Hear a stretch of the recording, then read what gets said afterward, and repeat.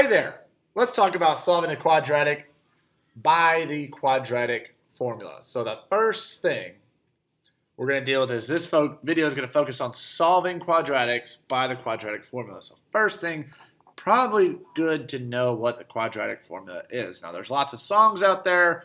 You probably heard the song in class, maybe sang it, but as a refresher, here it is. Negative b plus or minus the square root of b squared minus 4ac all over 2a. At first glance, looks pretty intimidating, but we're going to break it down because this is intended for an Algebra 1 class. Really break it down and take care of this piece by piece and not try and do it all at once. So the most important thing is, well, what are these letters A, B, and C? Where they come from is you have ax squared plus bx plus c equals 0 for a quadratic. So A is always the number in front of x squared. B is always the number in front of x. And C is our constant at the back. The other thing that you need to notice there is, yes, this needs to be equal to 0. Always start with it equal to 0. So fortunately, we start with an example like that. So it's clear what C is, B is. A, the number in front of the x squared there is just going to be a 1. So what I would like to do is really pull out my information and get very organized. So A, B, and C. So A is 1, B is 6, C is negative 27. Now what I'm going to do is I'm going to work out kind of on the side the different pieces of the quadratic formula. Then I'm going to put it together in the formula and then arrive at our answer. So the first thing I worry about is let's find negative b. So we're going to take b and take a negative of it. So I need to start with a negative, so there it is. And then I need b, which is 6. So negative b is going to be negative 6. Another way you can think about negative b is you take whatever your b is, change the sign, and flip it, and you get your negative b. So if it's positive 6, it's going to be negative 6. If we started with negative 6, we're going to end up with positive 6. The next piece I try and find out off to the side is b squared minus 4ac, and that's probably the most difficult part. So what I'm going to do is I'm going to replace the b, the a, and the c in this b squared minus 4ac. But when I do, I want to put parentheses around it. So starting with b squared, I'm going to have a 6, which is b, and square it, minus, that's a subtraction 4. Next I should have a, which is 1, then c, which is negative 27. So b squared minus 4ac. Now, I'm going to let the calculator handle a lot of this. You can do the math there. It's not overly difficult. But I'm going to type it in my calculator just like I see it. So parentheses, parentheses, 6, parentheses squared.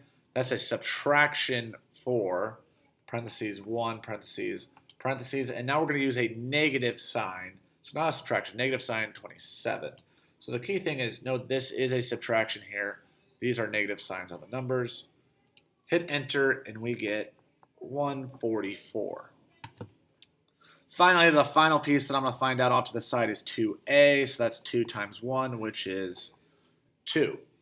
So I have all my pieces here. I know what negative b is. I know what b squared minus 4ac is. I know what 2a is. So I'm going to use and reference my formula and put together what my answer is. So I need negative b first, which we said was negative 6. Next, I need a plus or minus. And then inside the square root, I need b squared minus 4ac, which we said is 144. And then denominator, I need 2a, which we said is 2. Now, this is a lot cleaner than what that looked like originally. Our next goal is to break this down in the most simplified form. So the first thing I focus on is the square root. So the square root of 144, before I try anything, I'm going to see, can we do the square root of 144? So square root of 144, that's 12. So I can change this over now to, I'm going to rewrite most of it, but instead of putting the square root of 144, we could put 12. The second thing I'm going to do is I like to split this up. And now this second, steps here on out, you can go different routes, but I'm going to split it up, meaning I have negative 6 plus or minus 12 divided by 2. Both these numbers are divided by 2. Negative 6 is divided by 2, and 12 is divided by 2. So I'm going to split it up. So this is going to look like negative 6 divided by 2. plus or minus 12 divided by 2. So negative 6 divided by 2, 12 divided by 2. And the third thing I'm going to do is I'm going to do the addition or subtraction here. Now you could simplify these fractions out before you add and subtract. Sometimes they will simplify, sometimes they won't. On this one, I'm going to let the calculator handle a lot of it, and I'm going to do negative 6 divided by 2 plus 12 divided by 2. So negative 6 divided by 2 plus 12 divided by 2, and I get x equals 3. That is one answer. And now I'm going to do it again, but this time with subtraction. So negative 6 divided by 2 minus 12 divided by 2. So I switch it instead of addition to subtraction, hit enter, and I get x equals negative 9. Now one quick moment before I end here, because that is the completion of our problem, is let's say you type this all in and you get an answer like 4.75. And maybe your teacher or I want you to write this as a fraction. The way you can do that is on your calculator. Graph calculator will change things over to fractions. You're going to hit math, first option frac, and what that's going to do is it's going to change that 4.75 into the most reduced fraction. So in this case, 19 over 4.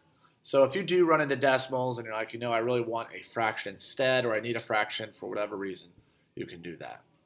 And that was solving using the quadratic formula.